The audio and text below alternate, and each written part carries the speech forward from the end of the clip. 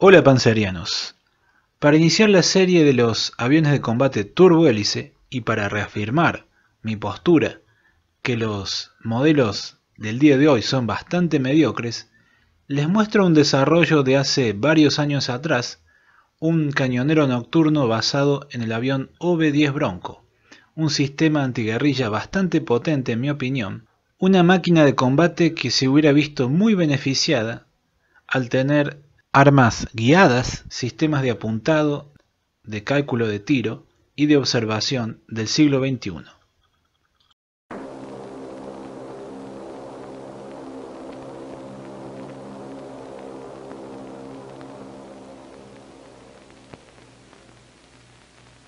The YOV-10D Night Observation Gunship System, NODS, was developed in response to a prime operational requirement identified by the Commandant of the Marine Corps.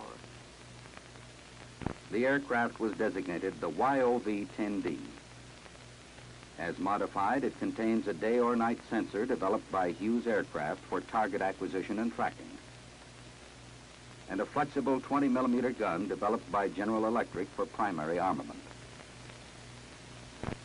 The tandem cockpit provides flight controls and instruments for both pilot and observer, as well as sensor and gun controls. The pilot has a 5-inch display for the FLIR and 2 simple control panels. One on the left for the sensor and gun, and one on the right for his wing stores.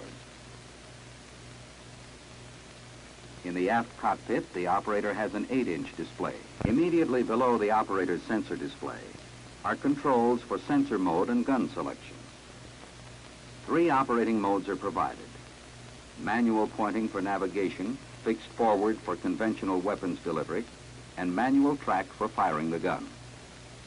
For tracking, the operator has a hand control at his right for pointing the sensor and the gun. The direction and amount of thumb pressure applied to the track button determines the direction and rate of slewing. The aft section of the fuselage is hinged, giving easy access to the utility bay in which most of the avionics and the gun feed mechanism are located. The hanging ammunition feed system has a capacity of 1,500 20-millimeter rounds. These may be high explosive, incendiaries, or armor-piercing. The flying qualities and armament compatibility tests were performed at China Lake. The flying qualities of the modified aircraft were found to be satisfactory and very similar to the standard OV-10A. Aircraft performance, however, especially for single-engine operation, was deemed marginal. More powerful engines were recommended for production systems. The armament, sensor, and airframe were found to be compatible in all respects.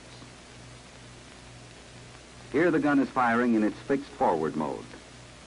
The pilot uses either his FLIR display or the OV-10's gun sight to aim for conventional weapon delivery. This sequence in slow motion shows the ejection of shell casings and belt links into the airstream. Here the gun is servoed to the FLIR sensor through the fire control computer. The gun fired reliably and safely in all directions.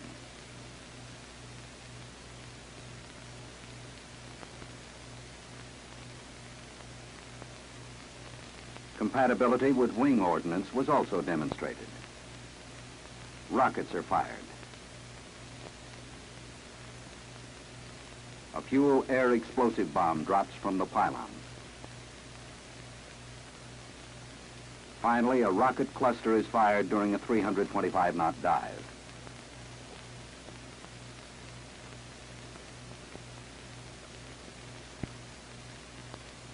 The aircraft passes over a couple of tankers on the way to the target area.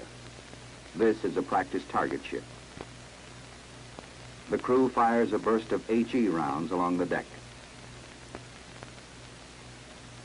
Here's a 12 by 24-foot wooden target barge being used for evaluation of the weapon system's shooting accuracy.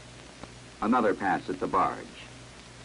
A marker flare was ignited by this burst and started a fire. A second burst fired in the water put the fire out.